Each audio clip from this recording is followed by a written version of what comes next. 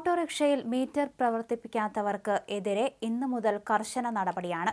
Metre ഇട്ടില്ലെങ്കിൽ യാത്ര സൗജന്യം എന്ന സ്റ്റിക്കറാണ് ഇന്നു മുതൽ പതിപ്പിക്കുക. ഓട്ടോറിക്ഷയുടെ ഫിറ്റ്നസ് പരിശോധനയിൽ ഈ സ്റ്റിക്കർ നിർബന്ധമാക്കുകയും ചെയ്യും. മോട്ടോർ വാഹന വകുപ്പിന് കൊച്ചി സ്വദേശി നൽകിയ നിർദ്ദേശമാണ് മാർച്ച് 1 മുതൽ നടപ്പിലാക്കുന്നത്.